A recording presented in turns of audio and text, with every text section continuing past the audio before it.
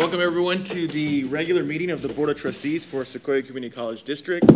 Today is Monday, September 9th, and going on to the agenda, there are no closed session reportable actions, so I'd like to ask you to please stand and help me salute our nation's flag.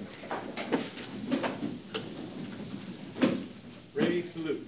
I pledge allegiance to the flag of the United States of America and to the republic for which it stands, one nation, under God, indivisible, with liberty and justice for all. Okay, I see on the next item we have oath of office for our new student trustee, Mr. Sanchez. I'm up. Makai, meet me down here. I am thrilled to introduce Makai Sanchez. So proud of this young man. He serves as the president of our Amend Club. He's also a standout on our track team and just a heck of a good guy. Really proud of him. And so, if you're sure you want to go through with this, yes, sir. Raise your right hand and repeat after me. I, Makai Sanchez, do solemnly swear that I will support and defend the Constitution of the United States and the Constitution of the State of California against all enemies, foreign and domestic, that I swear I will bear true faith and allegiance to the Constitution of the United States and the Constitution of the State of California, that I take this obligation freely without any mental reservation or purpose of evasion, and that I will well and faithfully discharge the duties upon which I am about to enter. Let's go,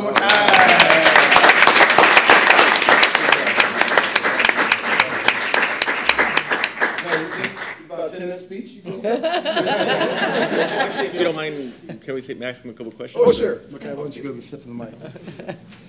First, I'd like to welcome you onto this, to the board to join us. It's a pleasure to have you join us, but also to get to know you in the upcoming months. And just wanted maybe you can share a few words about your, I know that you're a track star, but maybe a few words about your interests and your aspirations.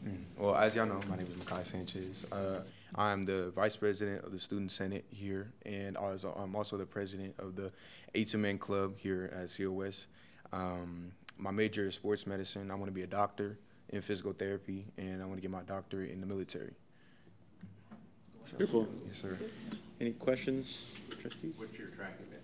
My track events are long jump, triple jump, 100, 4x1. So I've got a full plate this year. It's definitely. And where did you go to high school? Lemoore High School. Lemoore High School. Yes, ma'am. All right. Yep. So, yes, ma'am.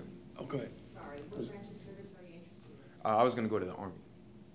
Yes. I think both your folks are in the armed forces, right? My dad. He Your was a dad. Navy SEAL, and then he went into the Navy for 25 Navy more years. SEAL, yeah. Yeah. Correct me if I'm wrong, but not only you're a sophomore, but you just turned 18, is that right? Yep. I turned 18 this last November. Gosh, we're ahead of schedule. Baby. Amazing. Yes. A baby with a mission. Yes, Not a definitely, boy. definitely with a mission. Have you had a chance to meet Quincy Hall yet? And if not, no. when are you going to get a chance to? I would love to. I haven't seen his schedule, so I need to see Mr. it. Calvin can make that happen. We'll have Mr. I think Calvin Brent work on might be that. able to arrange that. That'd be good. That'd be Yeah, good. we're scheduling him to come back to one of our home football games. Okay. We've got a little something to present him at halftime, so we're waiting for a big crowd. Oh, I'll definitely be there. Well, I think the student rep should be on the field at that point, Absolutely. too. Bring the energy too. Bring the energy. Yes, sir. Yep. Yeah. Well, from time to time, we will ask you to provide your input as a student on topics that we discuss, and so, of course, ahead of time, we'll let you know, but we do look forward to your input from the student body. Looking forward to giving it. Yes, Excellent. yes, Thank sir. you. Thank you. Join us. Thank you.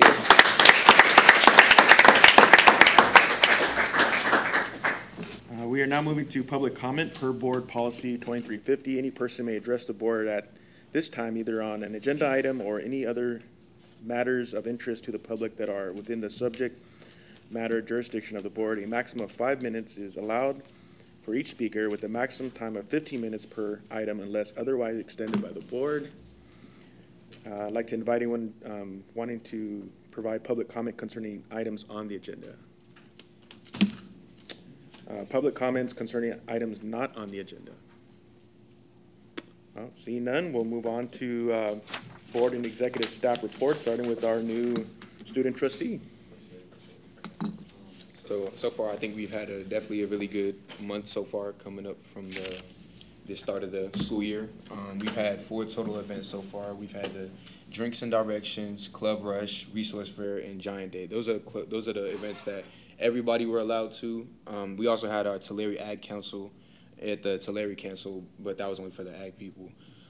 So Giant Days, over 100 new students were welcome, and this is basically their welcoming week. For Hanford and Tulare, there was over 100 new students, and for the Visalia campus, there was over 700.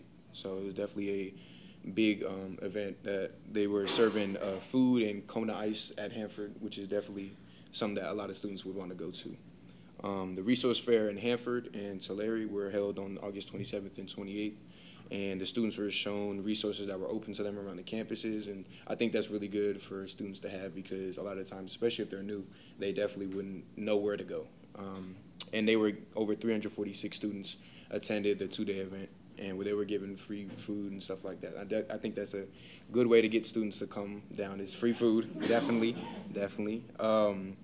The Drinks and Directions on the Visalia campus were the new or returning students where they would have a drink and they were given directions around the campus to any of their new classes and stuff like that. And once again, like the Resource Fair, I think that'd be a good thing for everybody to have because even I've been going here another year and I get lost sometimes.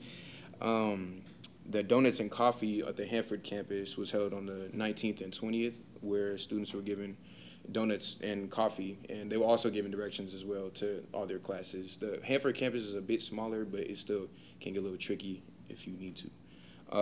Donuts and Directions at the Tulare campus, it was during the first week of school, and they were given free donuts and were also directed to their classes and things like that, which is good, once again. I've never been to the Tulare campus, actually. I think I need to make a trip out there to see how big it is, but definitely directions is good.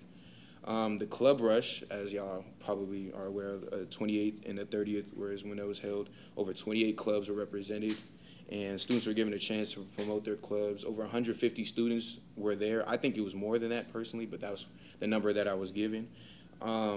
They were all active for the 3-day event. Since as the president of A2Men, I was out there I was out there the 2 days. I wasn't on there on Friday. But the 2 days I was there, it was definitely a lively event, and I like how we did it this year compared to last year. I think we had a good time. And the Tulare Ag Council barbecue were on the 29th. The 7 ag studies at the Tulare campus where they were given free food and encouraged to join the various ag studies that are open to them. So those are the 5 total events that were held so far at the clubs, and I think that we had a pretty good show for all of them, honestly. So that's it. 5 events in 4 weeks, not bad. Yeah, definitely. It's definitely. Do you recall which event did we have the dunk tank? Was that? I think that was. Because I need to get. Oh, okay. Well, I'm talking about last year. Yeah, last year. I'm talking about revenge. Where's Perez at? Oh yeah, I owe Perez one. We're gonna get that's right. I owe him one. Mm-hmm. I can't remember which event it was, but I'm pretty sure it was Club Rush. Oh, it was Club Rush? Oh, so we didn't do it this year. We didn't do it this year. No. Oh, I may just have to get out the garden hose then. Oh yeah, get a basketball instead of a softball. The other thing. Thank you, Makai. Yes, sir. Yes, sir. Thank you for that report. Yes, sir. The next board member reports, Trustee Nunes. I'd just like to maybe give some kudos to all those involved and had a hand in, I've had a chance to walk through the campus a couple of times and the improvements that have taken place in the quad, especially the new benches, not only in the quad but throughout the campus. The whole setup looks really nice and the campus looks great. Trustee Lane. Trustee Cardoza. I would just like to start out by saying the fair opens up in a couple of days, and our COS Ag students are always down there doing a tremendous amount of work and organizing, and They've had some hiccups this year with the bird flu and animals, and it's been quite chaotic. But very thankful. I know the Tulare County Fair appreciates all that COS does for them down there. So keep them in mind this week. It'll be a different week, but hopefully a successful week for all the students that have animals there. And I had the pleasure of attending a education and health fair yesterday here on campus. It was sponsored or organized by Univision, but I'm really proud of the support that they received from COS, from our president and the staff that helped coordinate it. It's always a wonderful, and I know it happens multiple times in the year, but to be able to invite families to our campus, especially the Hispanic population. Parents get to bring their little children or even high school, maybe even college level children on campus to just see what it's like to be on a college campus. And I think there's plenty of things to enjoy at the fair, but for me it was having them step foot on a college campus and hopefully being inspired by the words from our president and those that were making presentations to the audience. So I just want to commend those that were part of that process to invite Univision to be on site and then, of course, focused on our health and education. So thank you very much. Okay. Next, we have our foundation report, but I don't believe Mr. Foster is in today. Yeah, he was under the weather and didn't have much of a report, so he'll catch up with us in October. Okay. Next accreditation report, Dr. Lacerna. Good evening, everyone. Just going to give you a quick timeline update that our report first draft is done and it's out for review right now, and we've sent it out via e-news for everybody to give feedback.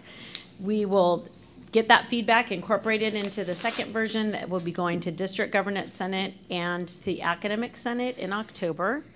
And once we get feedback there, the report will be coming to the board for our November meeting and our December meeting, and we'll be submitting the report December 14th. In March, we will have a virtual town hall with our peer review team, and they will also be meeting to review our report and send us any questions that they have in preparation for the visit in September 2025. So just a quick timeline update. Do you have any questions? Yes. We know who is part of that peer review? We do. We know our two chairs, and so Dr. Jennifer Zellett is the president of Antelope Valley College, and she will be one of our chairs, and Dr. Denise Richardson, who is she's Peralta District, I think Berkeley City College. She's the other. They're both former chief instructional officers, so I know them very well. I know Dr. Calvin knows them very well. So I think it's going to be very good for our two chairs. And then they're smaller teams this year, so there'll be 3 other members of the team, and it'll be a faculty member and 2 other people, and so they're looking for those other 3 members right now. Wonderful. Look forward to updates on that. Yes. Thank you. Thank you for your report.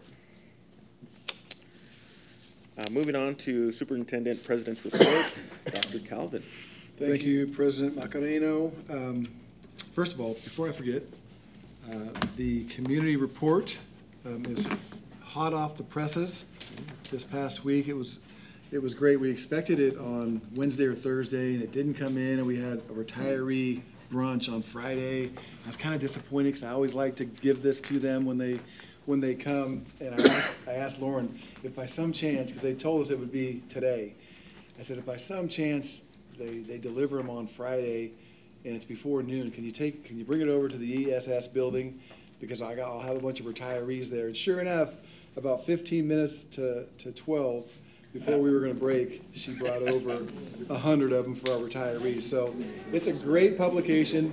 Thank you to Lauren and Vanessa and Jonathan and our favorite proofreader right here. Yes. And I always know when Lauren puts a proof in our shared inbox outside my office, if she prints it real big, I know it's for me. If she prints it like regular size paper, I know it's for Megan, because I'm like, I can't read that.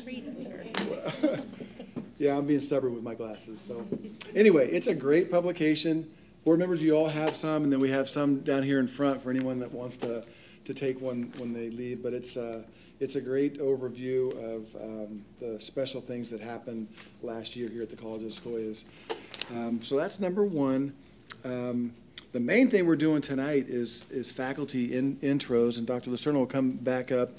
And as she's making her way, let me just also reiterate what President Macareno said. We had a fabulous community health fair yesterday. We weren't sure what to expect because sometimes Univision puts these health fairs on and 3,000 people show up, and kind of scared us a little bit, like, man, right out of the gate on a Sunday, there's only a handful of us here on campus. What's going to happen if we get bum rushed by 3,000 people?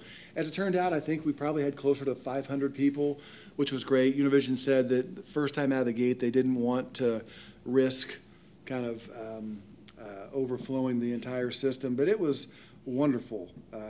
30 vendors, and they all had staff there. Univision probably had at least 15 staff members, which was awesome. And I just want to thank our folks. First of all, Lauren and Daisy Guzman were the two that spearheaded the things and sat in on weekly meetings with Univision. And so hats off to them. Raymond came and did a wonderful job being interviewed by Lupita. What's Lupita's last name? Lumali. Yeah, they call her the Hispanic Oprah Winfrey, and I understand now why. She has such a personality, and she worked as hard as anybody. She was there early and stayed late, and she was just fabulous. But Lauren, Daisy, Elvia was there. She brought a student, Alejandra, Michelle Gilbert was there representing the Student Success Program. Shane and Anna were our district police officers, and then Art and Jenny were our two custodians. I don't think I missed anybody. Did I? What's it? Ambar. I'm sorry. Ambar was there as well from Puente. What a fabulous team. And we were small but mighty and had a fun day and look forward to doing that again in the future.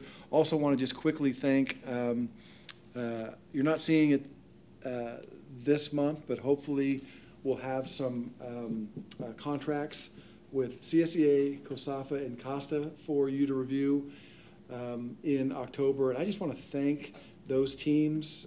Tracy is here, but thank Tracy and her team, Katie Kane and her team, as well as Danielle Alberti and her team. Those things, the negotiations are tough because you're negotiating with colleagues, in most cases friends, and it's just difficult work. And but we held up okay over about a 4-month period, and I think we're walking away with good, fair contracts, as you'll be able to see next month. So congratulations to those teams, and thank you, Tracy, for everything you did for a successful outcome. Okay, now the fun stuff, and I'll invite Dr. Lucerno back up because we get to meet 5 new full-time faculty members, and we are just thrilled to welcome them to the team. Yay, very exciting. So the faculty being introduced tonight include 2 growth positions and 2 replacement positions in nursing and a growth position in environmental control technology, or HVAC. So first, I'm going to ask our 3 nursing faculty to join me up here. So if they can come up. While they're making their way up, I just want to thank our Director of Nursing, Belinda Kirsten, and our Division Chair of Nursing, Tina Toth, for joining us here tonight in support of our new faculty. So I'm going to go in order of the agenda and start with Kimberly. So Kimberly can come up here with me. So let me introduce Kimberly Gwynn Felstead. She is our new Medical Surgical Nursing faculty member. And she served as a full-time temporary faculty member last year for us. She is a proud graduate of the COS nursing program. She also received a bachelor's in nursing from Capella University and a master's of science in nursing education from Walden University. She also holds a teaching credential in career technical education. Prior to coming to COS, she worked in the medical surgical unit at Kuya Health for over 20 years. She also taught in the licensed vocational nursing program at Visalia Adult School for 15 years, where, interestingly enough, her mother serves as the director and also graduated from the COS nursing program. So they keep it in the family. It is there that she discovered her passion for teaching. Some interesting facts about Kimberly: she was born in Rochester, Minnesota, and raised in Visalia. She still holds the Visalia Vikings, now Seahawks, record for the 25 25-yard freestyle set in 1974. Wow. And she enjoys being with family, skiing when there is snow, e-biking, hiking, and travel. So please join me in welcoming Kimberly.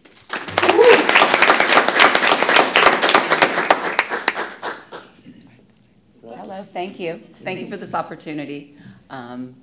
Yeah, I'm excited to be a member of the nursing faculty, quite esteemed, but also COS. Yeah, it's terrific here. Yeah, love the community, and I'm really glad to pay it forward and give back.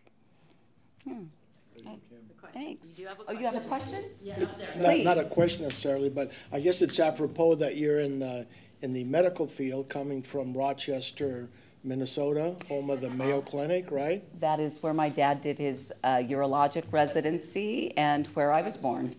I was going to ask if Felsted, I remember Felsted and Roan, am I correct? You are correct. Look at Nunes, just flexing. Yeah. Sheesh. Yeah. Yes. Dr. Roan was, from Tulare. Yes, indeed. And I remember taking my father many times to the office there by Cahuilla Delta Hospital. Yes, exactly. Yeah, thank you for Welcome on mentioning board. it. Hey, thank you a lot. I appreciate it. Thank you so much. So, thank you. We're very excited. And so one of our faculty members couldn't be here tonight, but Erica Ramos is also a new faculty member who was served as a full-time temporary faculty member last year. She is also a graduate of the COS nursing program and received her bachelor's and master's degree in education from Western Governors University. She has 3 boys, the oldest in the Army, the middle son an aeration specialist, and her youngest son is a freshman who plays football at Redwood High School, and she had to pick him up from football practice today, and that is why she's not here. And interestingly about Erica, she loves to garden, wakeboard, snow, ski, run, travel, and she's an avid DIYer and built her own garden beds and remodeled and tiled her bathroom on her own. So when you guys see her, you can ask her about that. So we'll welcome Erica even though she's not here. So next we have Vicente, if you want to come up here. So Vicente Tinoco Puga is a new medical, surgical, and pediatrics nursing faculty member. Vicente graduated also from COS in 2019 with a nursing degree. He completed a concurrent at the same time, bachelor's in science and nursing through the University of Phoenix, and graduated from Western Governors University with a master's of science and nursing in leadership and management. He is currently working on his doctorate in nurse practice at Capella University, which will be done this month. So we want to say congratulations on that. He was working on his dissertation right before he came over here. So prior to coming to COS, Vicente worked at Cahuilla Health for 5 years with critical care neonates in the NICU until he switched to academia. He served as an adjunct faculty member at COS, where he fell in love with teaching and decided to pursue teaching full-time. He's just celebrated his 15th wedding anniversary and has 2 boys aged 8 and 10 years and a new baby girl on the way. His hobbies are gardening and swimming, and he was gardening, in fact, when he got the call from, I'm assuming, President Calvin, that he was selected for this position. So some fun facts about Vicente are that he loves challenges, and in fact, he completed that master's degree in 5 months, spending about 8 to 10 hours a day on his days off, and he's worked 2 jobs all the way through, and he's working on his doctorate that he's completing in 9 months. So we really want to give a huge welcome to Vicente. Happy to be here. Appreciate the warm welcome. I'm happy to be here. I'm happy to give back to the community. If anything, I would like that to be my legacy with my boys, is that I helped improve the community in which they're hopefully going to grow up in. Okay, so with all that time going to school, when you're done with your PhD, what's the first hobby you're going to partake in? Yeah, I shouldn't even ask. It's probably school. I've been thinking about it, and so gardening, obviously, with this heat is a little bit difficult, but one of the things that came to mind is I'm going to learn how to play the piano. Oh, see, I don't figured know it'd how be well I'm something. going to get at it, but Which you'll master in 1 month, I bet. I'm going to attempt to at least, because then I can have my kids kind of join me in, Yeah, no especially during that holiday kind of season. Good. I kind of would like that around like the fireplace, so Perfect. kind of having some ideas for the future. Well, welcome. Thank you so much for having me. I'm happy to be here. Okay. And our last nursing faculty member is Christine Chavez. So join me up here, Christine. And she's new nursing faculty also in medical, surgical, and OBGYN.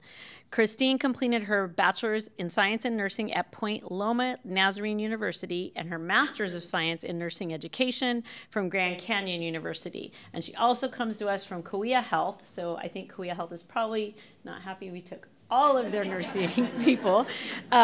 She's married to her husband, David, who has been a tremendous support in the transition to academia. And they have twin boys, Daniel and Elijah, who turned 3 this October. So she's very busy. They also have a 90-pound husky Great Pyrenees dog who considers herself the firstborn. So there must be some competition there. So fun fact about Christine is that the entire family are huge Disney fans. So if they're not spending time with the extended family, you can guarantee you can find them somewhere at the happiest place on earth. So welcome to Christine.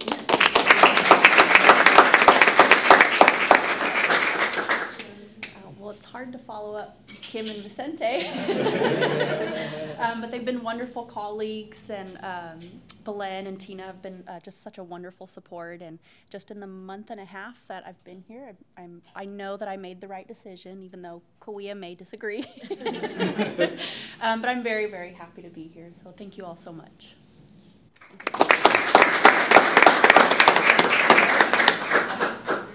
I was going to ask Christine, where did you grow up? Around here? Did I miss that at the beginning? I grew up in Salinas, actually. Okay. I met my husband going to school at Point Loma. He studied very long program. It was actually engineering physics with an emphasis in electrodynamics and a math minor. And then he went into the Navy to fly airplanes. Oh my goodness. But luckily, we were able to move home after that endeavor and have our family here. And so my in-laws have been very integrated in the community. It's where my in-laws are from. And when I told them about my interest in academia, they said, you have to go to COS. You cannot go anywhere else. Smart people. I like them already. And it's fabulous. You're going to love it. So, and they've been right. Oh, well, welcome. Good. Welcome aboard. Thank you. And before our nurses sit down, we also have their dean, director, and division chair joining us, Jonna Shingle, Belen Kirsten, and Tina Toth. Thank you for coming down tonight. Okay, so we will move on to our next faculty member, who is Ramiro Cerrato. He's our new environmental control technology, otherwise known as HVAC, so heating and cooling and air conditioning and all that good stuff. He's our new full-time faculty member, and he has a very interesting background as well. He completed his Associate of Science degree in Refrigeration Technology and then went on to get his bachelor's degree in Criminal Justice. So prior to coming to COS to teach HVAC for us, he worked in law enforcement, and which he left to join us. So he left a law enforcement career to come to COS and teach. He has worked in the HVAC industry for over 18 years and has also held 2 or 3 jobs at the same time for the past 15 years. He has 2 children, Alondra, who is a freshman in college and works in education as a tutor, and Devin, who is in 8th grade and active in sports. Ramiro likes to stay active and spend time with family and friends and travel. So please join me in welcoming Ramiro. I'm just going to add one thing, because our HVAC program is hugely successful and every class is full all the time. So his being here allows us to add another cohort, and they will all be eventually into that beautiful new building in Tulare, and we'll be able to have an additional cohort of HVAC students and graduates. So thank you. So I just want to thank you all for the opportunity. I'm very excited to be part of this organization. Like Christine said, in the month and a half that I've been here, I know for a fact that I made the right decision. So I want to thank you guys.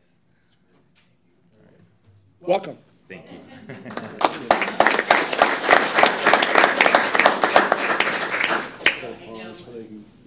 We can do the little 30-second promise to let them get on with their grading and all that stuff, if it's all right.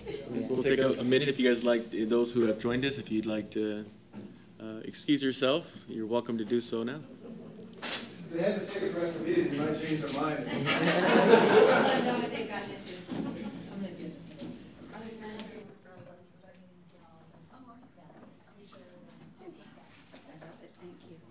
So in high school, did you go to Lemoore for 4 years? Oh, 4 years. Yeah. Yes, I was born in South Carolina, though. South Carolina? Yes, that's when I was born from, Oh, and then wow. we moved here when I was in 5th grade. Whereabouts in South Carolina? Buford on the Navy base. Oh, out there, yeah. next to Jackson. Fort Yeah. Jackson. Did you play any other sports at Lemoore? Yes, I did. Well, I did track for Lemoore, but I also am in combat sports. So I've been doing wrestling since I was 4. Oh, wow. And then, yeah.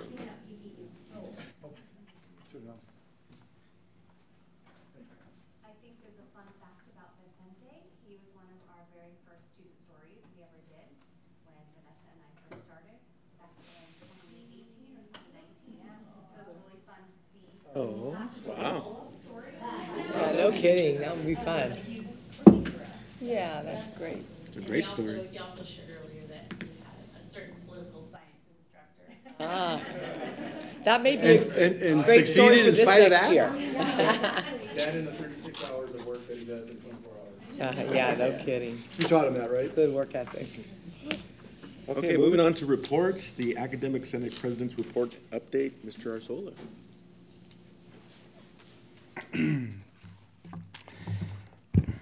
Board President Macareno, Board of Trustees, Superintendent President Dr. Calvin, and folks in the gallery. Just a real quick report. With respect to the Academic Senate, we will be really voting on 3 initiatives for this year. At the last DGS gathering, it was suggested that DGS and the Academic Senate work on a joint initiative to develop a district-wide policy on the usage of generative AI across the district. We were pleased, at least the faculty were pleased, that suggested joint initiative was welcome. So we'll be voting on that at the Academic Senate this Wednesday. The second initiative is really formality. The Academic Senate is going to vote on supporting the Institutional Planning and Effectiveness Committee to hold and host the 2025-2028 Strategic Plan Forum that's going to go down later on this month or next month. It's one of these months. October 16th, I believe. And then the last initiative, and this was pretty near to my heart as a military student veteran.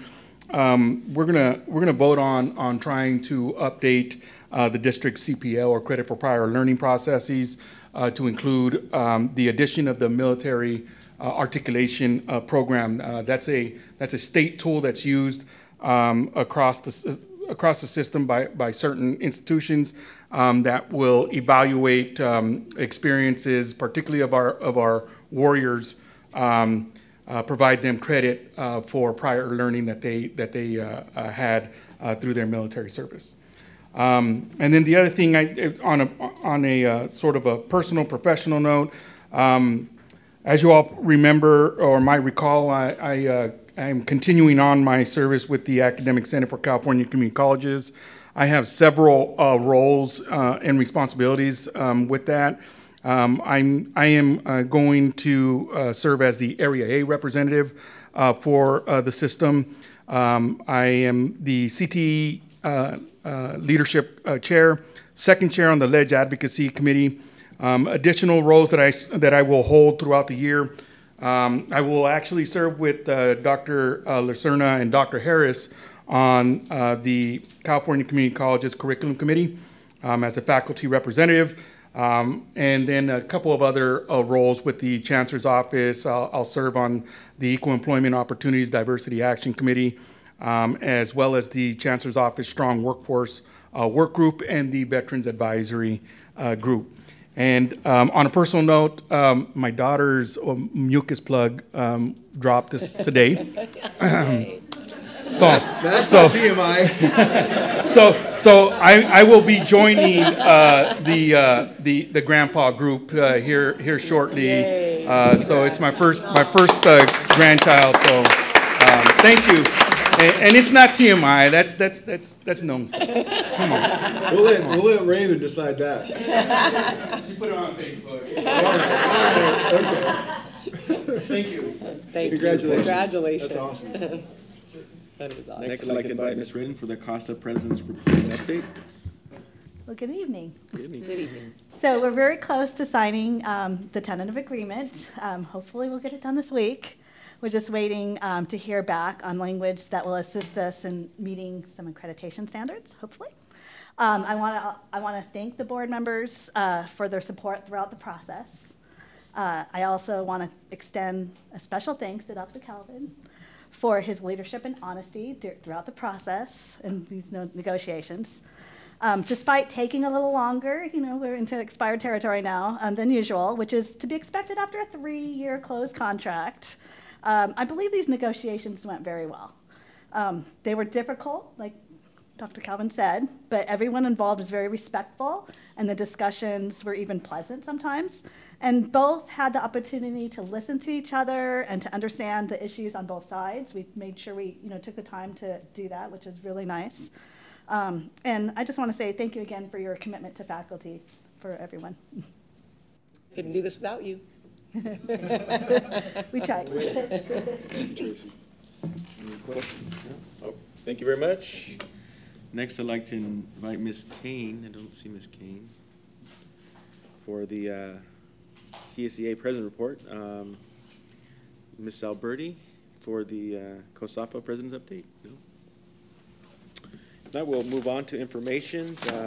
First item is year-end governance report. Mr. Vasquez. I'm going to fill in for Juan. His daughter had her first, I believe it was cross-country race, and we said, no way you're going to give this report. Too hot for cross country. Was that cross-country? Yeah. Quiet, Nunez. You've done enough talking tonight. But I told Juan I'd fill in. This is the report that I used to give, so let's see if I'm as bad as I used to be. This is our opportunity to share the survey report results from District Governance Senate as well as the DGS subcommittee from the year before. You'll recall that on the left there, the District Governance Senate is one of the 3 entities codified in statute to make recommendations either to my office and or this board. So on the far left is the District Governance Senate. It's got representatives from all 3 campuses as well as all of our employee groups as well as a student. And so it's a great representation of our entire campus. And then there's 5 committees underneath: budget, institutional program review, institutional planning and effectiveness, technology, and equity and diversity action committee. Each spring, each one of those groups, as well as the larger DGS, is provided a survey. Those results are then consolidated so we can share them out in a forum like this. And then they're also shared with the co-chairs so that they can do their planning for the new year. If we're doing great in an area, super. Keep up the good work, and if there are things that we need to change, we have that opportunity year in to improve the way we do business.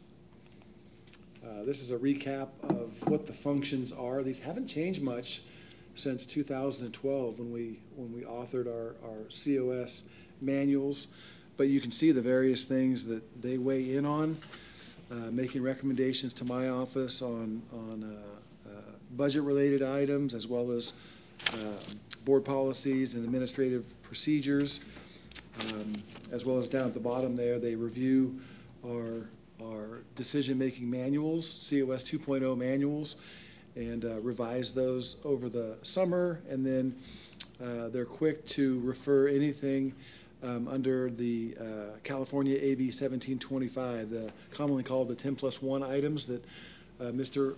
Arzola and his group oversee.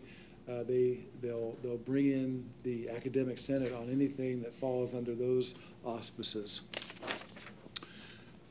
The next is just the average scores for each statement by the committee.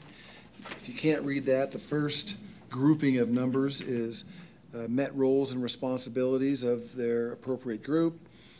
The second cluster is adequate and appropriate resources are available. The third cluster, the workload is appropriate. The fourth cluster is effective in completing its initiatives. The second to last is stayed on task. And finally, adhered to Robert's Rules of Order. And you can see that most of those on a 4-point scale scored out pretty well. The technology group has a little bit of work to do. Those came in the mid to high 2s, and I'm told that they're currently addressing that and working on some ways to improve the group for next year. And then, Dolly, help me out. What's the difference between what I just read and what I'm looking at now? This one. One gives the total percentage, the other is weighted average. Okay. So this is the total percentage here. And again, a similar look to that. Technology has a little bit of work to figure out. But again, overall, pretty good scores. Brent, what would you say the technology, what is the main issue with technology? Is there something like a new, is there something that's obvious, or is it lots of little things? You know, I'm not sure that I can speak to it. I think I didn't dig in that deep. Juan probably had the background on it and could have shared. Juan Vasquez probably could have shared it with us. But my guess is there was maybe an issue that they had hoped to really get out in front on, and it didn't happen. I know there was also a change in leadership. Glenn Profeta retired, and Dave Rickert eventually took over. He's serving on an interim basis. So frankly, there could have been a 6-month gap. Sometimes when somebody's retiring, So it's maybe they're a not at their leadership best. challenge. So it could be as simple as that. They may have not met as often as they would have liked in the spring. At the same time, they were taking that survey. But if you're really interested, I can certainly dig a little deeper. Well, as long as they get better next year, those numbers are kind of low and concerning compared to the rest. Yeah. How large is the committee? Could it be just a small committee? It is a small committee. Yeah, a small committee. It's a small committee, but Dave is working, he's a co-chair. Well, there's Dave.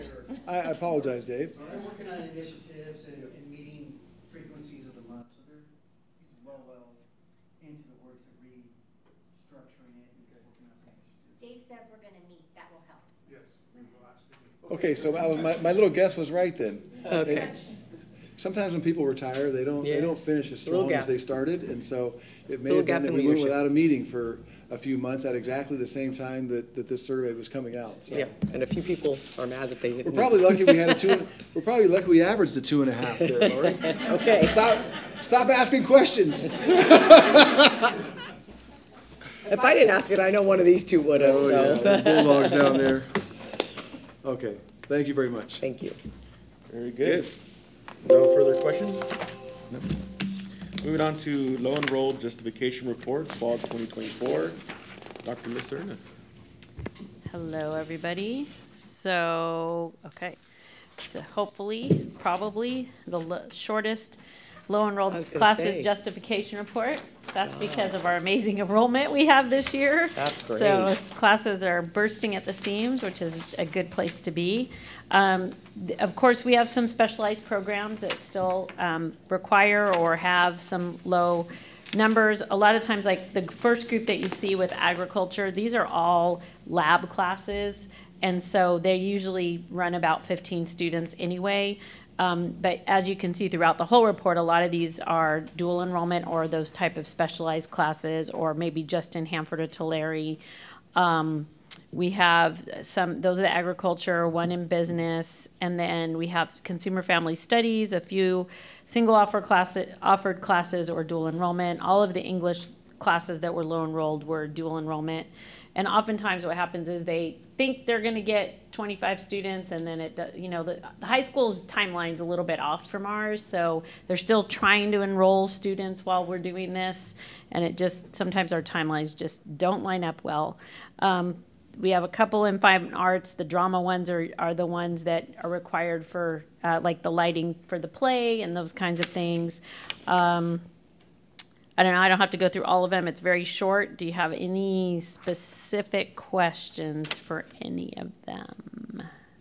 I think the thing I noticed that, if my memory serves me, is that the low enrolled number is higher than what it normally would be in prior years. That's a very good point. I mean, I see a Good couple numbers. that are Yeah, 8 or 19. 8, 9, but these are not so bad, really. Yeah, and those ones that you see that are good observation, Mr. Nunez, and the ones that you see that are 8 or 12 or 14, those are the ones that are lab classes. So like our number really we're looking for is 15, but you know, a class of 18, 17, that we're not really going to cancel a class with that many students in it. So good observation. Any questions? And then the second one you have is a canceled classes report, and all of these were canceled in advance. Some of them maybe earlier in the semester, earlier in the timeline, so even in April, or not April, sorry, June or July, when we realized that they weren't gonna make what they needed to for whatever reason, but this one's pretty normal about the number of classes that we normally cancel in advance. And then we'll look at those and make sure that the reasoning that they were canceled, and if we want to include them in the next set of scheduling or not. So, any questions? Good job. Good, yeah, great I work. see someone by over there Albert. that probably needs to be thanked too. Absolutely. So, yeah, good. It's all good news all the way around. So, We like it. okay. Thank you very much. Next, the 2024 Annual Compliance and Progress Updates, Dr. Calvin. Thank you, President Macareno. Thank you, Megan, for queuing this baby up for me. I know that's why our audience is here. In fact, I'm surprised that people didn't hang around to get this report. It'll take your breath away. You better stop talking before a few more leave. Before everybody leaves. Stop warning them. This is a little bit of our catch-all. We've got several different reports that are required by governing authorities, and rather than having one every single meeting, we try to do them all together in September. We used to include that top one, the 2024, the annual report on the master plan. We used to include that, and it just got to the point where we were rushing to get all the data in, and so we've moved that to December, as you're well aware. So we'll just tackle the final four, starting with institution set standards, the Chancellor's Office Student Success Metrics Dashboard, the Students' Right to Know disclosure website, and then the Federal College Scorecard. And first of all, you're all familiar with this from Convocation and other places, but we are working under a 10-year master plan that expires June 30th of 2025, and we're working under a 4-year strategic plan which expires at the same time, June 30th of 2025, and currently working on a replacement document for both of those things. But one of the components every year is we do an annual report on the master plan. How did we do? What are we doing well? What are we doing not so well? What are we going to roll over into the following year? And that's what we do in December. So what we want to look at closer tonight is our institution set standards, the minimum standards, commonly called stretch and aspirational goals. These are required of us from the ACCJC, our accreditors. They want to know, what's your minimum standard in some of these key areas, and what are you striving for? And there's a process for setting those.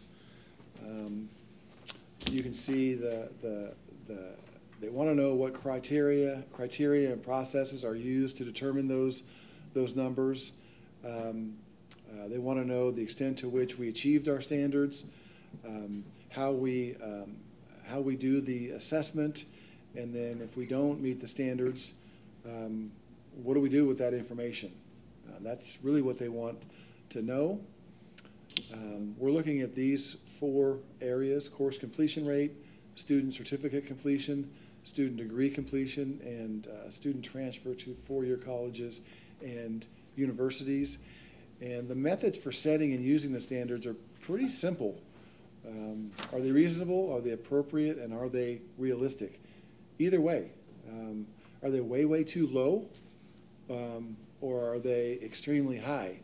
And so our research department, as you all know, does a heck of a job with looking back in time. They look in the rearview mirror, I believe it's 5 to 8 years, and come up with multi-year averages that kind of help us determine what's a good floor minimum standard for this area, and what would be a good aspirational goal. And then we get a range, and the target for being good is plus or minus 5%, and anything above that would be excellent. Anything below that would be needs attention. I swear, I think Dolly put 62 slides in there just to wear me out before we ever get to the good stuff. So this is the short version. I bet it is. So here you see how we've set these. Right down the middle there with the blue arrows and the circle, you've got the percentage of 6-year overall averages. On the left side, you've got the minimum ranges that go down 5 and then 10%, and then going forward, 5, 10, 15, and 20% above the average, you've got the aspirational. Where we've shaded all those boxes is where we ended up settling on for the minimums as well as the aspirationals. And so those are what we set as an institution last year. And so then we come back and compare how we did. Here's a summary of that. That's the proposed standards. And so then we come back and we apply the actual numbers, and we can see where we met, and I think we meet the minimum institution set standards in all cases, and aspirational in some. So we bounce in these, and again, we meet the minimum set standards in all 4 areas, and we meet the aspirational in student degree completion. That's awesome, as well as student certificate completion. That's awesome as well. And then as I mentioned at convocation, the actual student transfer to 4-year colleges is something that we're continuing to push forward on. We've got about double that amount. What is that? 930. We have about, and I should tell you that these are all about a year behind. The ACCJC is a year behind us. We could have thrown up our 2023-24 numbers, but we're just doing what the ACCJC requires us to do, and this was the report submitted to them in February that we have to share with the board after that. But you can see, as I shared at convocation, the number of students that actually transfer is about half of the students that are qualified to transfer. And we're really hoping that through some of our efforts and partnerships with 4-year universities and bringing them on campus on a weekly, monthly basis, as well as the work we're doing with the University Center, will help push that number up. We'd love to get to 100%. Of the folks that are eligible to transfer, we'd love to get to close to 100%. We would settle for 75% as opposed to 50%. But that's the 50% number is pretty common, especially in this region. And then up at the top, the course completion rate, you can see that we were at 70%, and the stretch goal was 74%. We have improved since the year before. I think the current, or the last year, 23-24, I think that might have ticked up to 71%, although don't hold me to that, but I think 72%, Dolly says. So we're making improvement there, and it's just one more tool that allows us to continually improve, or at least be aware of where we need to improve. So right now, course completion rate, something we're looking at, as well as the students that actually transfer. They call it the transfer volume number. Who's actually transferring? Not just the ones that are eligible, but the ones that are actually transferring. Okay, moving on. Any board members, any questions regarding our institution set standards? If you want to dig a little deeper, Makai, because I know you're dying to just really dig in here. It's all you can do to stay awake down there, I'm sure. But at our website, you can go to the giant fact book. It's at cos.edu/factbook, and there is all kinds of data, reports, studies. It really is a treasure chest of really good data for those that are interested. I get comments all the time at various ACCJC meetings on what a great job our research department does on these. So hats off to Dolly, Ryan, and Tyler for their hard work. Moving on then, next steps as far as institution set standards is we're always looking to review, revise, and reset. And we'll continue to do that and set these for next year. We're on a cycle to reset these, right? Yeah. So we'll be doing the road show to DGS and the board to make sure we have the appropriate aspirational goals in place. All righty then. Are we still on this? We are. Good heavens. This is the timeline for what I just gave you. Dolly presented this to the Academic Senate last May. It seems like that's when I started this report, last May. We also did DGS on May 14th, senior management the week before. And we're completing it tonight, thank God. All righty then. The next one is our, any questions on institution set standards before I move on, folks? Tell us how you feel. The next is the Chancellor's Office Student Success Metrics Dashboard. This is available through the Community College Chancellor's Office. Obviously, we submit all sorts of data to them, and they put it into a slightly different format, and it allows the user to scroll between all 114 community colleges and compare successful enrollments and learning progress and momentum, success, employment, and earnings. It really is quite a system. Not perfect, but it really is something to see, to have 114 colleges represented on one website. That's the Student Success Metrics Dashboard. You can just Google that, and Chancellor's website will come up. Here's a look at kind of what it looks like. And so again, you can just put our district in and compare it to Fresno City College or Porterville College, West Hills, whatever you want to do. It's informative, to say the very least. This is a separate site, also administered by the Chancellor's Office. It's the Student Right to Know Rate Disclosure website, and it tracks, I believe, Dolly, help me out here. It tracks the, is it the graduation rate, or is that the next one? Graduation is a completion, yes. Okay. So this is just for students that want to compare one college to another. This is a quick and easy way to at least look at completion, which, as we've discussed, sometimes completion rates can be a little tricky.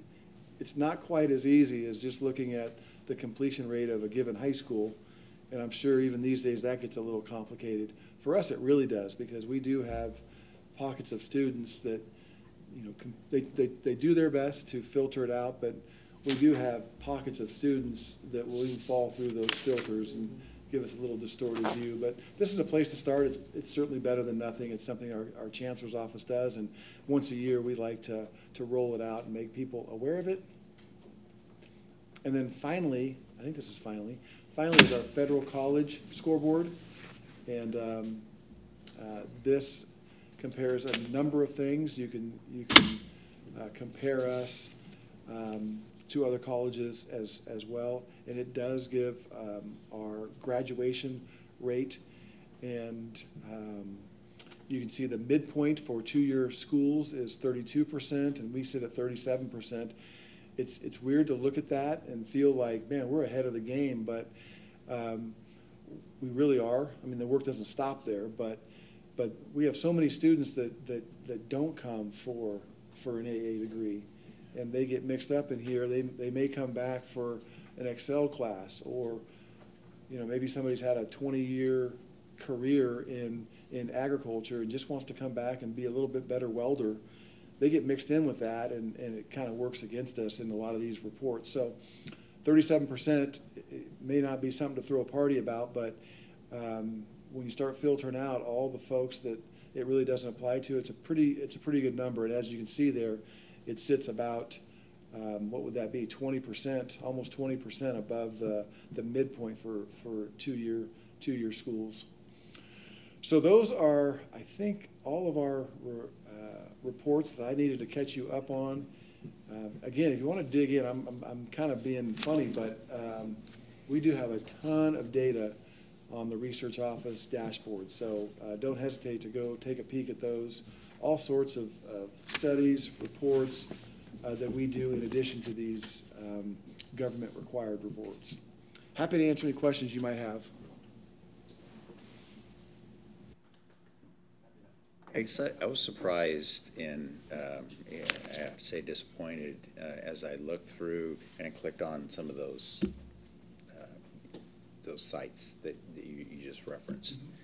It just didn't feel to me like it rang true with the data that we see. It was like, I think it was maybe the first one. It was transfer rates or something. It was in a single digit, and I was like, that's not even possible. And it was like 2020, 2021 was the most recent data. So, I mean, I was saying if I was trying to evaluate one college against another, and it's 3-year-old data, it's like it's marginally useful. Yeah. So not anything about us. I mean, like you say, we've got the data. We could, give them this year if they wanted it. Yeah. But the state has some responsibility to keep up as well. Otherwise, it's like say marginally useful. Don't say that. They're going to hire Dolly. Yeah. They can't have. They obviously don't know how to filter out right, in order to get accurate numbers, right? Is that what's happening? Their numbers get watered down. You want to speak to that? Sure. Different organizations, they may have different methodology and methods, how they define the rates and ratios. A lot of places, they throw in everybody in the denominator.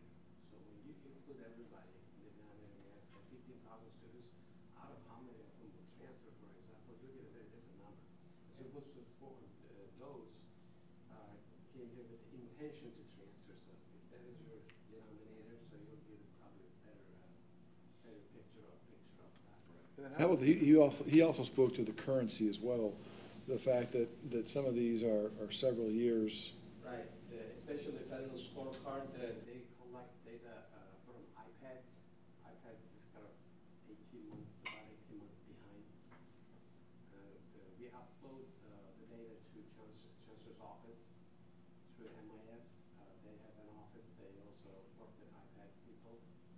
So they kind of do their processing. They submit to iPads. And the iPads, they have their own methodology. So they get the data, whatever methodology they use. I think they may use some methodology to make it uniform and standard. Again, they're trying to compare to everybody in the country. So some colleges may lose some advantage, some colleges may gain some advantage. It depends on the type of methodology they use. don't know if there's an answer to that. I would just encourage you then in the professional groups that you're in to have some, you know, to encourage the state to have some relevant data as opposed to something that may not have much value. Yeah, our state is working actually. They're going to launch new dashboards with the data. So in the next 2-3 months, hopefully, we may see some changes. Census office is working. Any further questions? Not a question, just a comment that, yeah, definitely having up-to-date graduation rates and percentages, stuff like that. I know that a lot of my friends and other teammates, when looking at other colleges, that's the not a main thing, but a big thing that we look for. And if it's out of date and I see that we have a single-digit percentage graduation rate, then that would kind of affect me wanting to go to a college. You want to come here, Makai? Is that what you're saying? No, I come here just because I want to, but other colleges definitely I would look at that. Thank you. Thank you very much for the report, Dr. Calvin. Moving on to item 8, consent calendar. All items listed on the consent calendar are considered routine and will be enacted by one motion. An item may be removed from the consent calendar at the request of any member of the Board of Trustees or any member of the audience and considered as a separate agenda item. Would anyone like to remove any of the an item from the consent calendar? If not, I'd like to entertain a motion. So moved. Motion by Trustee Cardoza. Second. Second by Trustee Lane. All in favor say aye. Aye. All opposed say nay. Motion carries. Moving on to number 9, action items, public hearing on the 2024-2025 district budget. Mr. Perez. Good evening, Board. This is a public hearing, so what I'll do first is I'll go through the PowerPoint, and then I'll ask the Board if you have any questions. I'm pretty sure Trustee Nunes might have a couple. And then after that, you can go ahead and open the public hearing and close it, and we'll do the vote. Okay? So with that, you'll see the Board agenda item. Just kind of recap. You don't see it on the screen in the audience, but you'll see it in your booklet. No, that's fine. You'll see it here, right? On the first page, it shows our, again, just before I start, tentative budget started in June. Remember, we took the tentative budget in June to allow us to start spending dollars in July. Our fiscal year is July 1st through June 30th.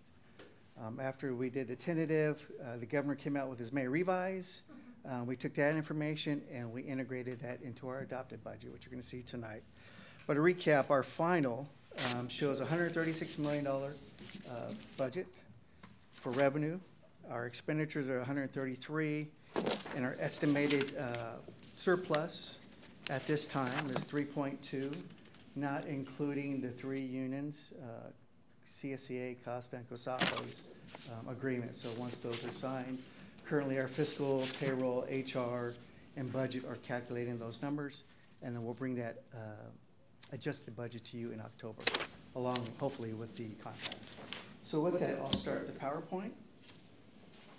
Again, our final year fiscal year 24-25.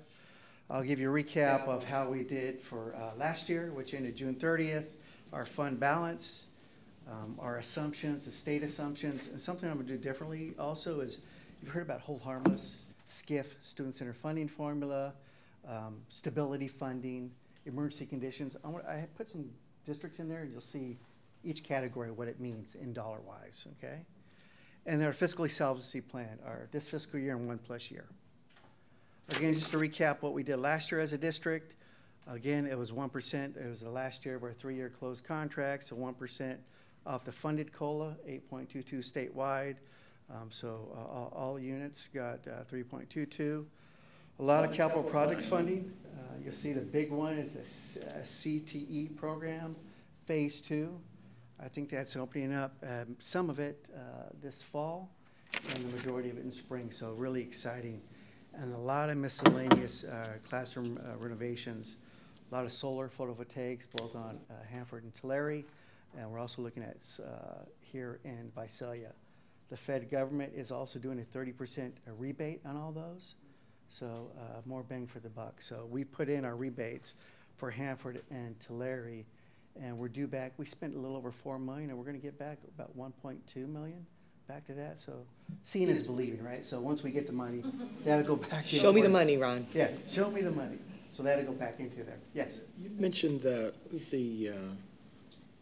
photovoltaic solar, I Solar. guess. Do I recall that we were doing some parking lot solar in Tulare? Yes, that's over by the. That's ag not under, area. is that? It's complete. Oh, it's good. That's on the south end. South end, Oh, and we're just on the waiting ag, for the utility company to say, okay, you can use Okay. it, energize it, as you would say. Okay, so it's It's been done basically- for about a month and a half All right, you now. can't see it from the No, you main can't see it parking if you're lot. driving in, you gotta go all the way back. Okay, like because I drove by there and Solar farm, not a parking, is that correct? It's parking. It is parking? There by the We have the solar farm already. Yes. The new one is getting finished, is a parking lot on the south end, back by the ag units. Okay. And that'll save Luann in the farm operations on their utility bill, so that's why we did it there. Want to report on that every year. Oh, yeah, you'll see that in the retreat. Ken, thank you. Ken's trying to help me out here.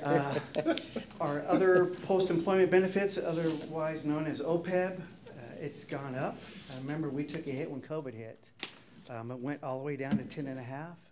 Happy to report it's back up to 14 million without the district putting any more money in there.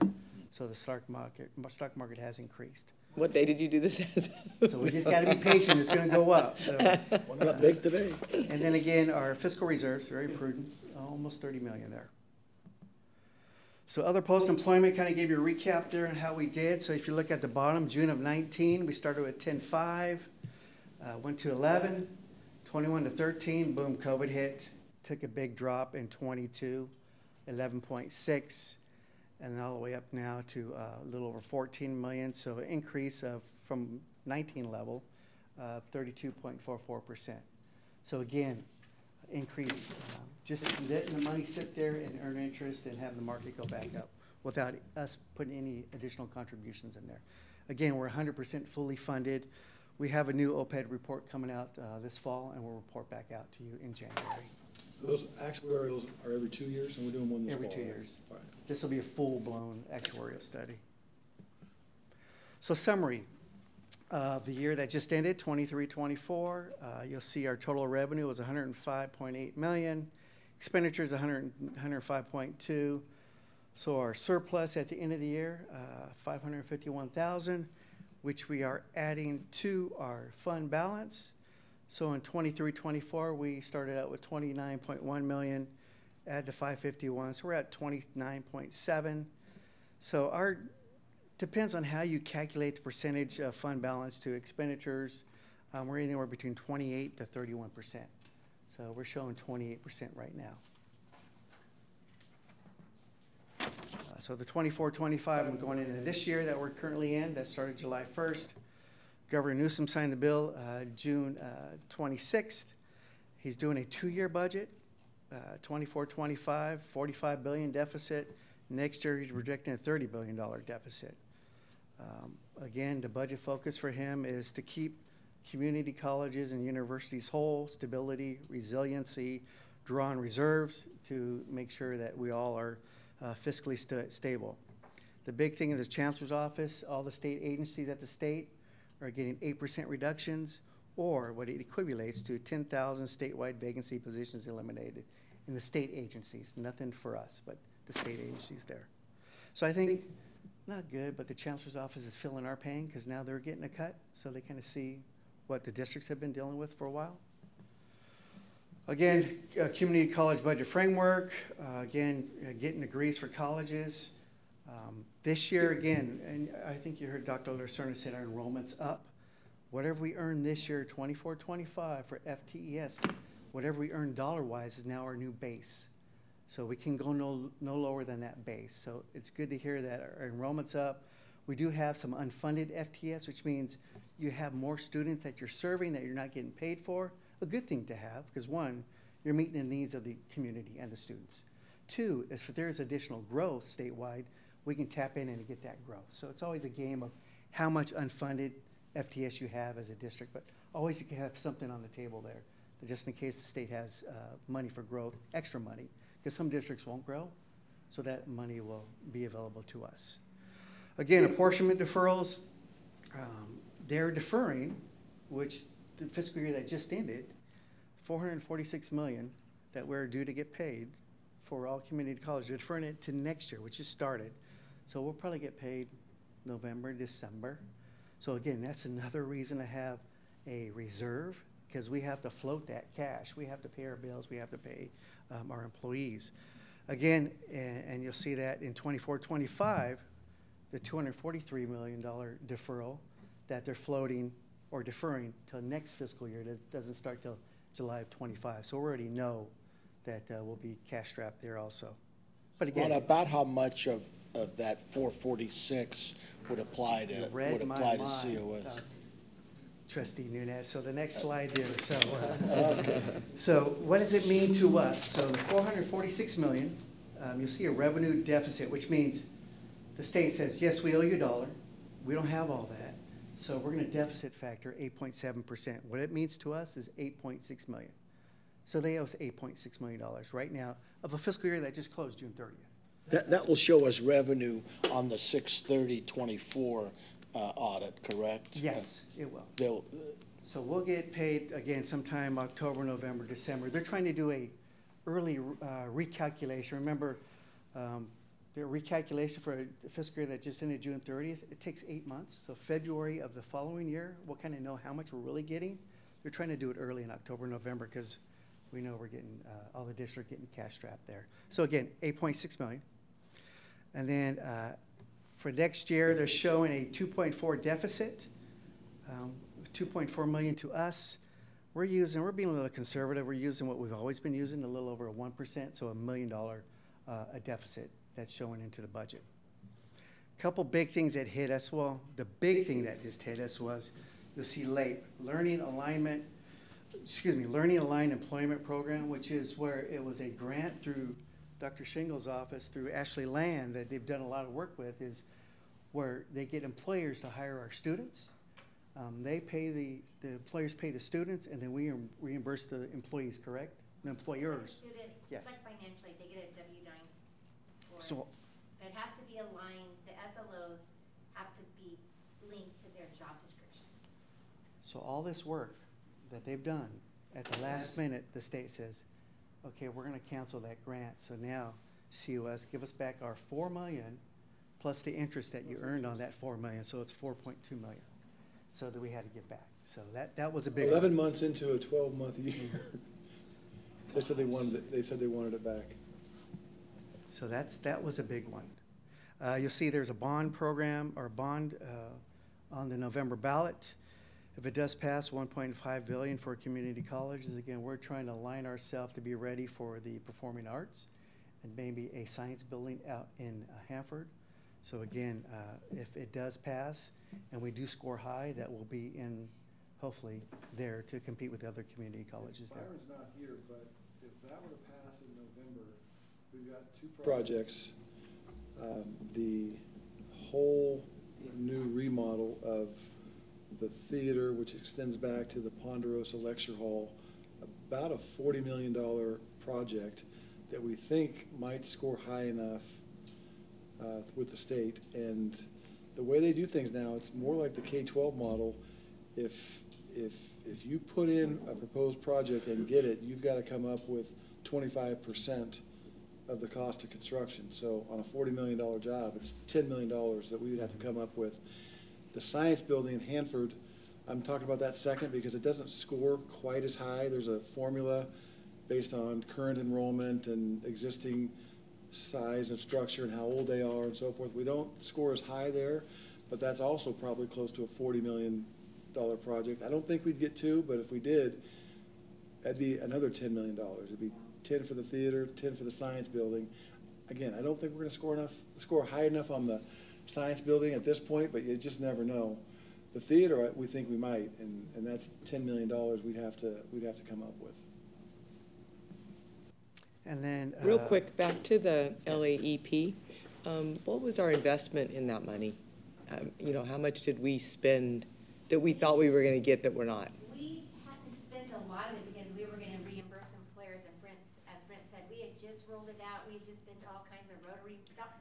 Brett and I have done the dog and pony show. We just alerted employers to it. We have a whole spreadsheet of people that Are ready to go. and we did get some reimbursement for scribes in the ER that were on the pre-med pathway. Okay. So they are the most disappointed because their MOU had gone the furthest and they were ready to bill us. So not much was implemented yet. It was all in the works still. Yeah. Gosh, We were what rolling a bummer. we were selling. Yeah, yeah. We did have, I would say we probably had about 12 MOUs in various phases of development. I know we're not going forward with Qui Delta, but are we reimbursing them for the money that they invested? I think they got it. I'll have to ask Ashley. I think they got a little bit, not much. I mean, just a Well- couple of cycles out of it. And we might- Kind of seems like we should be on the hook for that. Yeah, I think we did pay for some. Okay. I think I think maybe there was a little more interest. I know we didn't lose money. Right. Because they charged us the interest for it. And we would have had the money, I think, for 6 years. But we were just in our first year of it. We were very picky about our MOUs because we wanted it to last the whole 6 years. But it was only 2 years ago that they did the same thing with deferred maintenance. They took back $5.2 million from it was I think $7 million total. It was 9. It was supposed to last us for how many? Oh, you're gonna. Every year we get to, yeah. It's I'm couple working slides ahead. you're looking at. Okay, It's sorry. Go ahead. It's AC there, I like it. Getting worked up here. Again, this is what the apportionment cycle means, which means how soon we get paid.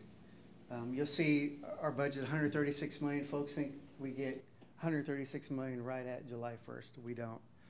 You'll see July we get 8% of those dollars, August 8, September 12, September 12%, and so on and so on and so on. So again, another reason to have cash reserves there to meet our expenditure expectations there for our requirements. So that's They call it my PTSD, but it wasn't. But 10 years ago, on a $44 million budget, you recall, board members, that they took 10% away at this time.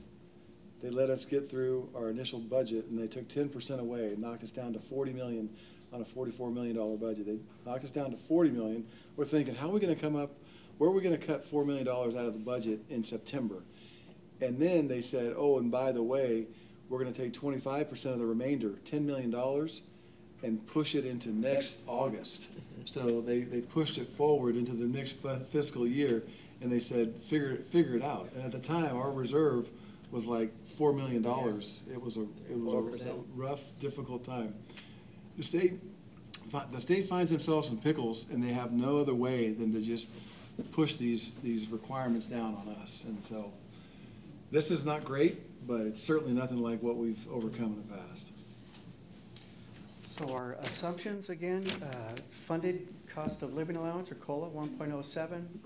Growth, 0.5%. Again, remember, we have unfunded FTS, so if it does go higher, we'll be able to hopefully get that untapped growth dollars. Categoricals, again, 1.07. The big exception is student equity and achievement, the old SSSP grant. That's the largest student services grant, and they're not getting COLA, so that's a big one. And you'll see in a couple other slides, I'll explain it in a second. Deferred maintenance, energy projects, instructional equipment. You'll see in 22-23, the state gave us $9 million. Then they reduced it with a month left in the fiscal year by $5 million to $4 million. Luckily, we didn't spend it all, so again, we had to give that money back plus interest.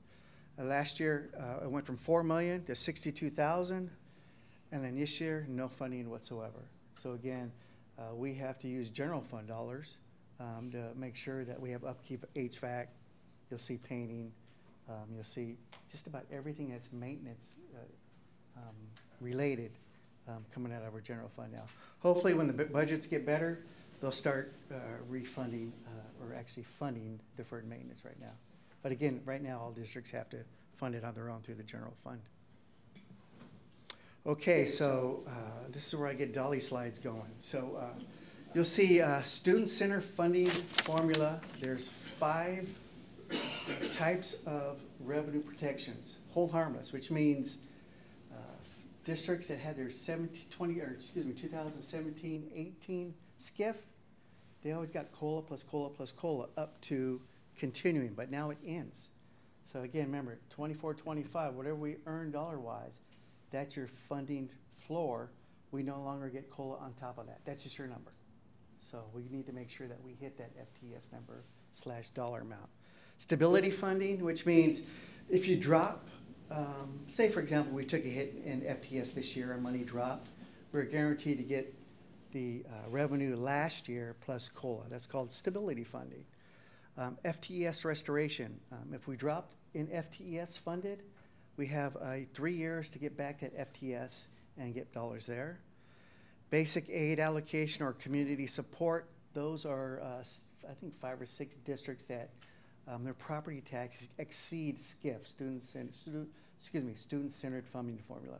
And I'll show you an example of that in my sister's district. I'll show you how rich they are. But emergency conditions allowance. Again, in 1920, when COVID hit, we all knew that we were going to take a drop in FTS, so we were able to claim and get funded for $10,419 all the way through now.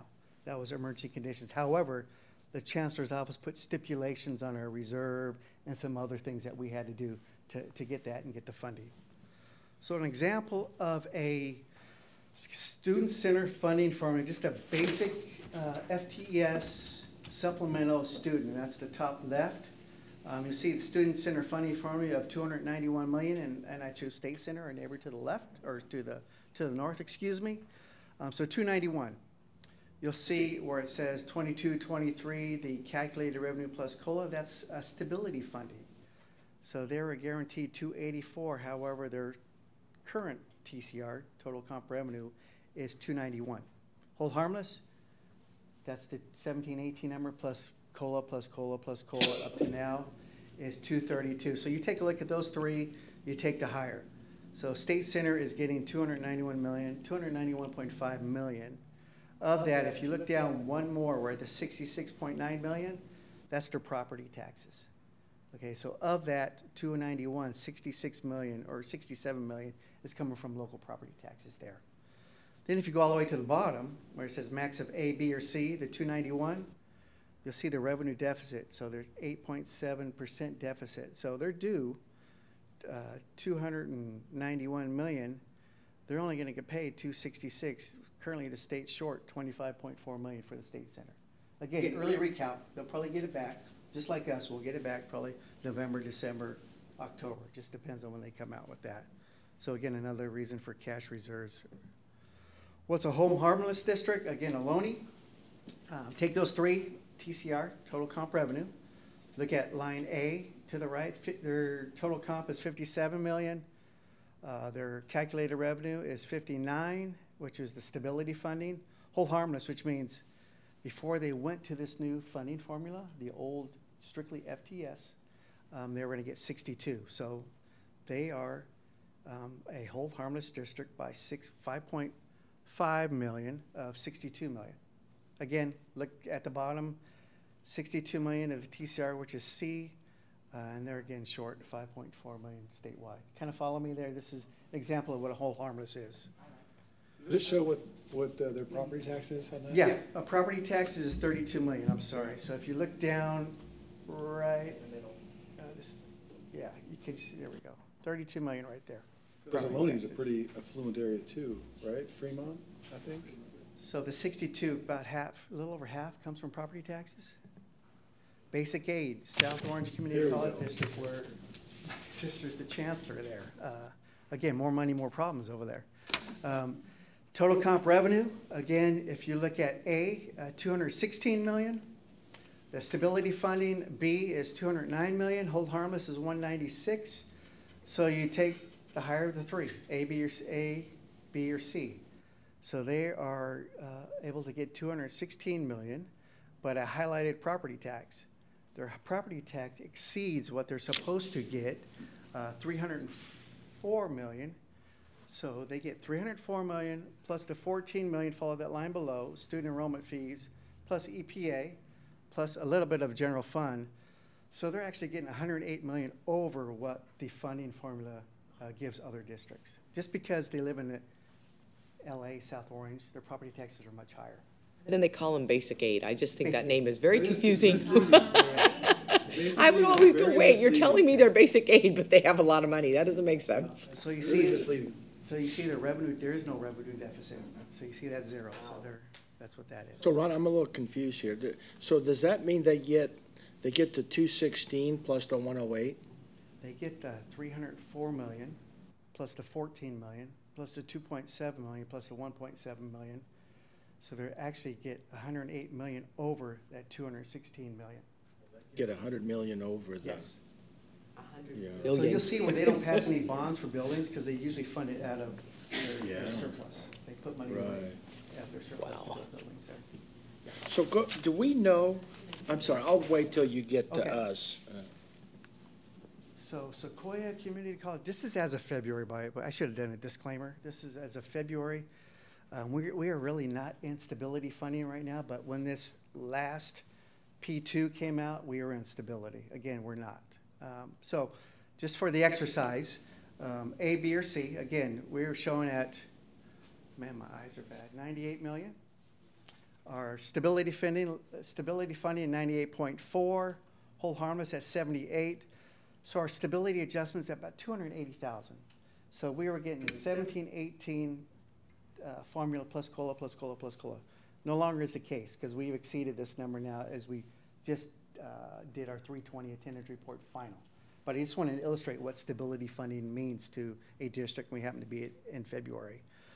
So look down, A, B, or C. So we were getting down below the 98.4, and you'll see the 8.6 in the revenue deficit. Again, hopefully we'll get that here somewhere between October to December. So again, we'll have to float that until we get that from the state. So those were just examples of what districts are. Yes.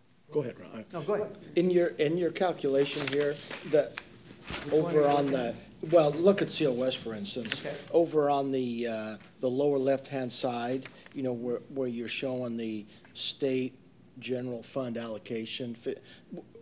Where does that number, what's the genesis of that number? Where does it come? So that's the remaining part. After they take out property taxes, after they take out student enrollment fees, EPA, that 58 million is the state general fund. So that's a math calculation from the other. So what they do is they take everything else out first, then whatever's left, then the state will. That's the general, okay. Yeah, they're always last to put in their contribution. Okay. There. So I just want to show examples of what those five meant and illustrate the districts that are in there. Again, we are not in stability. That just happened. We want to be basic aid. Can you tell them that?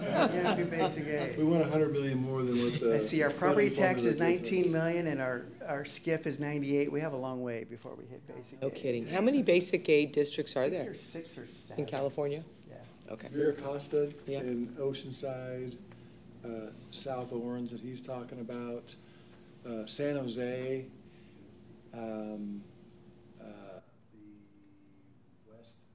West Valley. West Valley Mission. You have Napa. Napa just became one. And then San Mateo. Uh-huh. Yeah, that makes sense. So there's 5. That's why homes cost so much there. Yeah. And again, this is a dollar amount on what we're being paid. Again, very minimum because it's all increased by COLA. And you'll see what our credit rate is. About 5,300 per credit. Again, our metrics rate. Again, not a lot of big increases due to the nominal, the minimal 1.07 COLA. Medium colleges, 23, 24, and we are a medium college. We're between 10,000 and 20,000. Last year was 8.5 million. This year is 8.6. We have 2 centers, each being over 1,000 FTS apiece. So a little over 23,000 increase from last year. So down that box down below, we're at medium college in 24-25. So 8.67 million with 2 approved state centers, Tulare and Hanford. 4.3, so just our starting off, without counting anything else, we're at, we get 13 million, and then we start doing everything else in the SCIF to get that. Again, what our assumptions are, 136 million, you'll see COLA, 0.53 growth, a little over 10,300 FTS funded. You'll see the deficit factor. Remember, it's 2.4 the state's using. We're using a little over 1%, being very conservative. Expenditures, 133 million. And then you'll see base augmentations. The next slide, I'll kind of tell you, that's ongoing expenditures that are through the resource allocation process, where districts can ask for continuous increases to their budget or staffing needs, and I'll show you the next page. So currently, our surplus is showing unbudgeted surplus of 3.1 million. What we, as a district, approved to put in the 24-25 ongoing expenditures in our budget, discretionary operational, again, through program review and our resource allocation process, 915,000. You kind of see the various items that the district has approved. Again, it goes to the budget committee, senior management, DGS, ultimately to the president for approval, and then to you all to approve through our adopted budget. New staffing classified, you see a lab tech, athletic trainer, giant marketplace threat specialist, and a custodian out for the CTE building, a little over 409,000. And then the next one is reallocation of funding. And what that means is we have 10 positions, classified managers.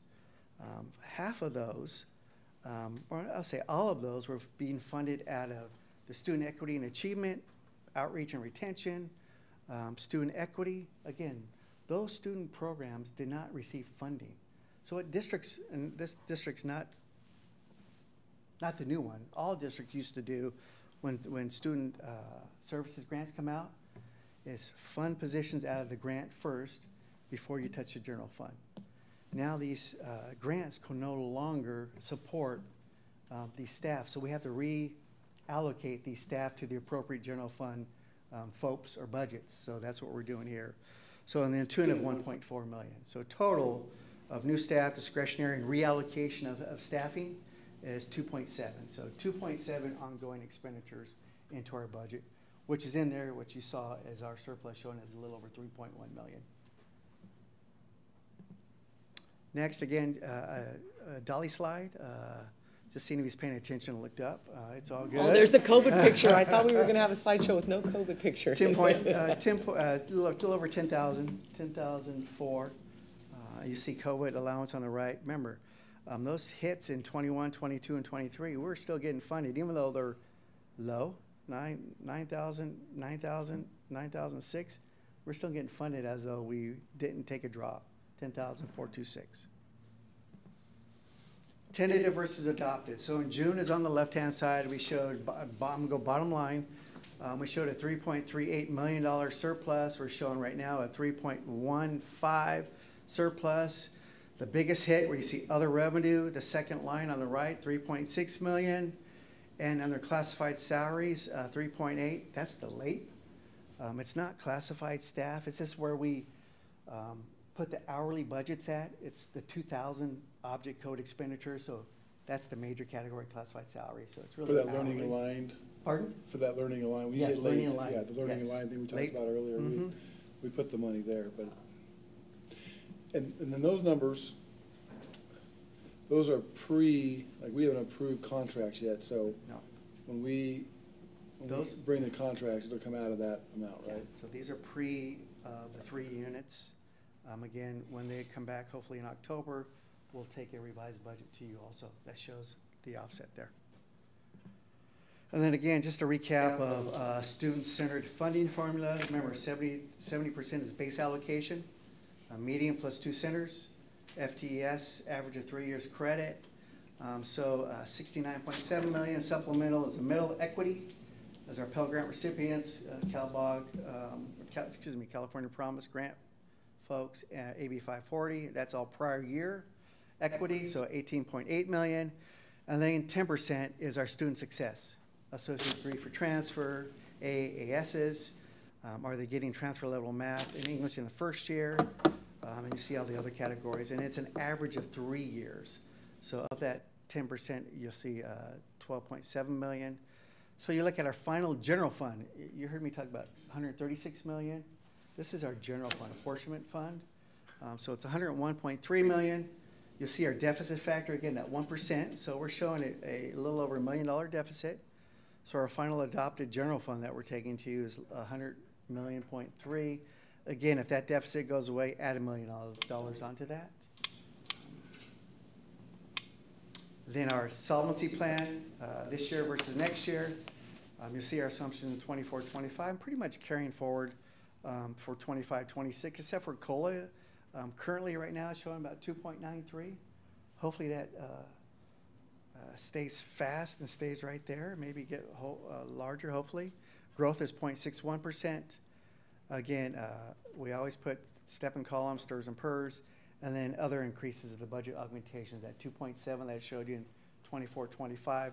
We won't know for 25-26 until February of next year when everybody starts doing their thing with budget augmentation process.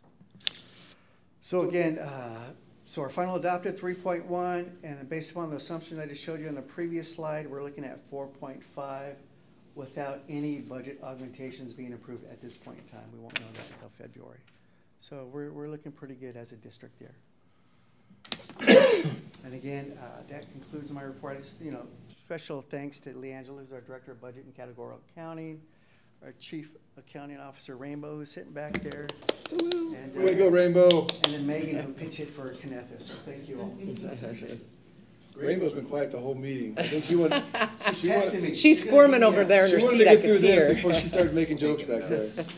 Now she can relax a little bit. So with that, I'll be happy to answer any questions the board may have.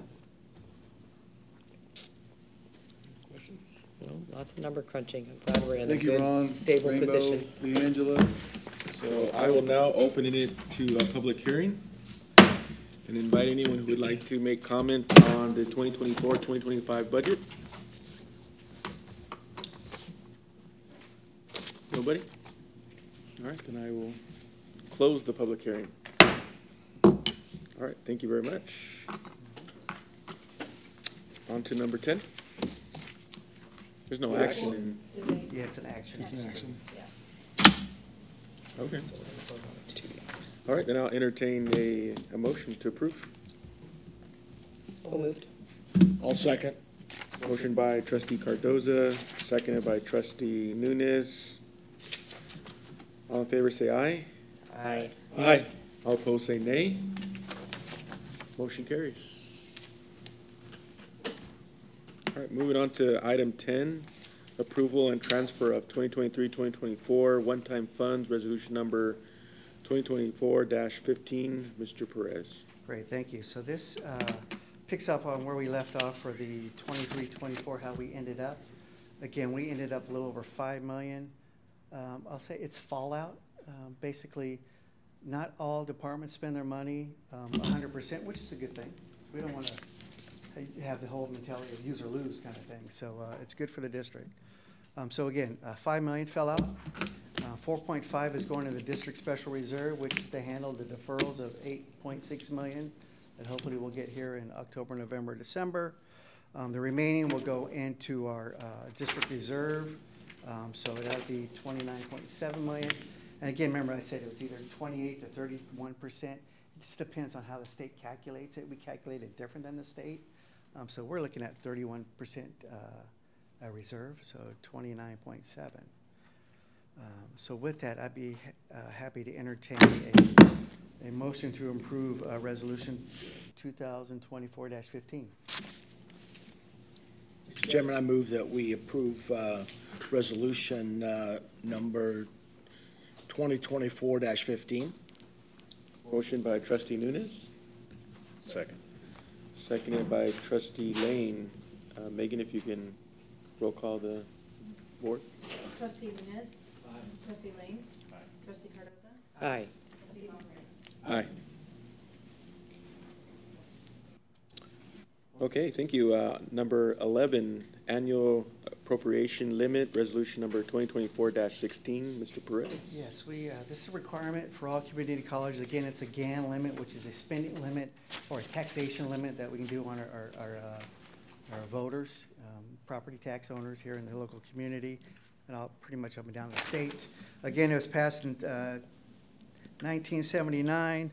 You'll see bottom line is our appropriation GAN limit for 24-25 is 127 million. Again, our budget, our limit is 110. We took to you a little over $100 million budget. So again, we're under that. So we just have to approve this, so I'd ask for a recommendation from the Board of Trustees to approve Resolution 2024-16. Motion by trustee Lane, Second? second by trustee Cardoza. Megan, if you can roll call the board. Trustee Lang. Trustee Cardoza. Aye. Trustee Nunez. Aye. Trustee Macarena. Aye. Mr. Perez, thank you very much. Okay, thank you. Moving on to item number 12, board policy, second read, Dr. Calvin. Ron, I'm curious, before I start there, some of these basic aid districts, do they approach their GAN limit?